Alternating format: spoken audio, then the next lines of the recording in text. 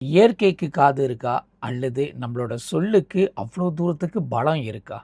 இந்த 2 விஷயத்துக்கு நடுவுல நான் நெறைய விஷயம் கத்துக்கிட்டேன். நெறைய விஷயம் தெரிஞ்சுக்கிட்டேன். நெறைய விஷயம் உணர்ந்தேன். அதே நேரத்தில என்ன நான் மாத்திக்கிறதுக்கு அந்த தருணங்கள் ஹேப்பன் பண்ணுச்சு. மலேசியால இருக்கிற வரைக்கும் நம்ம எவ்வளோ பெரிய ஆளு, நம்ம எவ்வளோ சாதிச்சிருக்கோம், எவ்வளோ விஷயத்த தெரிஞ்சிருக்கோம்னு நெனச்சுக்கிட்டு இருந்தேன்னா, ஒரு தடவ கடல் கடந்து தமிழ்நாட்டுக்கு போன கையோட அப்பதான் எனக்கு தெரிஞ்சுச்சு, நான் இன்னும் கத்துக்க வேண்டியது நெறைய இருக்கு. தெரிஞ்சுக்க வேண்டியது நெறைய இருக்கு. நம்பளோட அண்டர்ஸ்டாண்டிங்க இன்னொரு அண்டர்ஸ்டாண்டிங் கூட மெர்ஜ் பண்ணும்போது, நம்ம ஒரு புதிய மனிதரா, இவால்வ் பண்ற ஒரு மனிதனா மாறுறதுக்கு நம்ம ஒரு தருணத்தை ஏற்படுத்தினோம். அந்த ஒரு விஷயத்துக்காக தான் இன்னைக்குள்ள பதிவு வந்து ஷேர் பண்ண போறேன். எல்லாம் வல்ல முருகப்பெருமான் அருளால 6 படை முருகன 6 தடவை பார்த்துட்டேன் கடந்த 2 வருஷத்துல. ஒவ்வொரு தடவையும் போகும்போது 6 படை முருகன அப்படியே ஒரு வலம் வந்துட்டு தான் வருவேன். அது என்னோட குடுப்பனையா, என்னோட பாக்கியமான்னு தெரியல. பட் அவர் அனுமதிக்கலன்னா, கண்டிப்பா இந்த விஷயம் நடக்காது. இந்த ஒரு விஷயம் வந்து அம் எனக்கு ஒரு பெரிய பாடமா தான் அமைஞ்சிச்சுன்னு சொல்லலாம். என்னோட இது 2ஆம் தர பயணத்தில போயிட்டுருக்கேன்.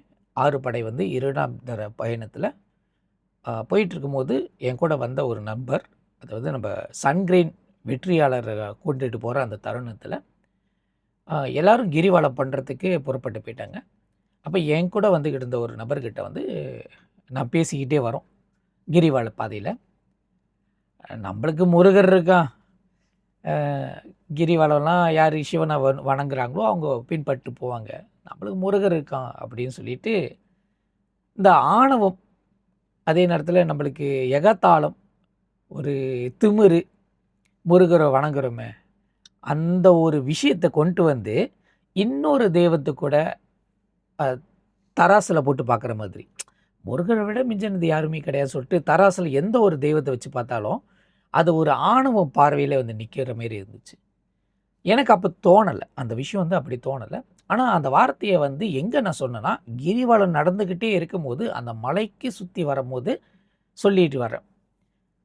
சரியாக ரமண மகாரிஷி ஆசிரமத்த தாண்டுறேன். கரெக்ட்டா என்னோட லெஃப்ட் ஆங்கிள்ல கால் சுளுக்கு விழுந்துருச்சு. நான் இது வந்து பொதுவா எனக்கு ஜோக்கிங்கில நடக்கிறது ஒண்ணு தான். நடக்கிறது ஜோக்கிங்கோ இல்லாட்டி நான் யாத்திரைக்கு போகும்போது நடக்கிறது ஒண்ணு தான். கொஞ்ச நேரத்துக்கு அந்த மாரி இருக்கும். அதுக்கப்புறம் பேலன்ஸ் பண்ணி கொண்டு வந்துருவேன். ஆனா, இந்த தடவ வேர்ஸ்ட்டா இருந்துச்சு. ஆங்கிள் வந்து உடைச்சு வர்ற மாரி. அடுத்த அடி வச்சா ஆங்கிள் உடைஞ்சிரும்னு நெனைக்கிறேன். அந்த மாரி அளவுக்கு வலி. எங்க நடந்துச்சு? எப்படி நடந்துச்சு? எனக்கு தெரியல. ஆனா, கரெக்ட்டா ரமண மகரிஷி ஆசிரமத்த தாண்டுனீங்க பார்த்தீங்கன்னா, ஒரு ஆறுமுகம் கோவில் வந்து லெஃப்ட்ல இருக்கும். அந்த ஆறுமுகம் கோயில்ல ஓரத்தில உட்காந்து அவர போயிட்டு வணங்கிட்டு, அதுக்கப்புறம் ஆட்டோ புடிச்சு நான் திருப்பியும் என்னோட ஹோட்டலுக்கு வந்துட்டேன். வரும்போது வந்த நபர்கிட்ட சொல்லியிருந்தேன். இல்ல வாய வச்சுட்டு சும்மா இருந்திருக்கலாம். எங்க, எப்போ, எந்த நேரத்தில என்ன பேசணுமோ, அதெல்லாம் தெரிஞ்சு பேசணும். ஒண்ணு அனுபவத்தில பேசணும், அல்லது நம்மளா புரிஞ்சுக்கணும். நம்மளுக்கு எல்லாமே தெரியும். நம்பைக்கு நம்மள மிஞ்சினது எதுவுமே இல்ல. நம்ம நம்பிக்கைய மிஞ்சினது எதுவுமே இல்ல. அப்படின்னு ஏதாச்சும் ஒரு விஷயத்தில கம்பேரிசமோ, இல்ல தராசு போட்டு பார்த்தோமா, அது நம்மளுக்கே திருப்பி பாதகமா தான் மாறுது.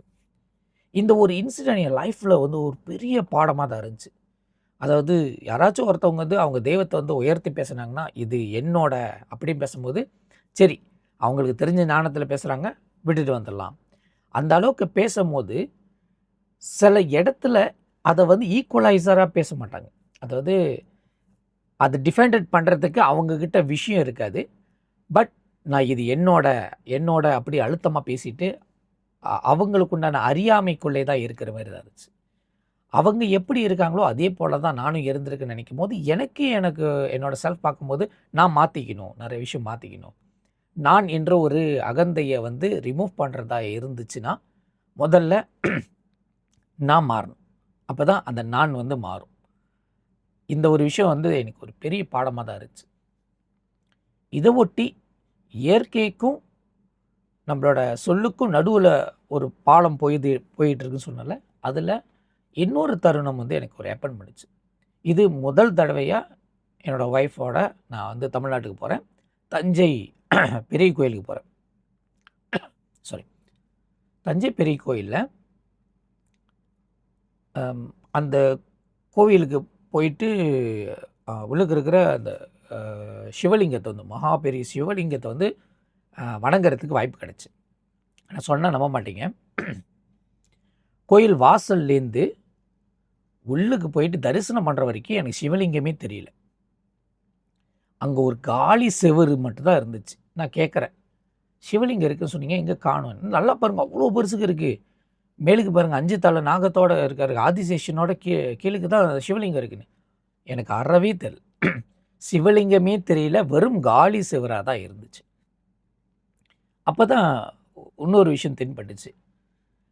எண்ணம் வச்சுட்டு தான் ஒரு ஒரு எல்லைக்குள்ளே வரணும்.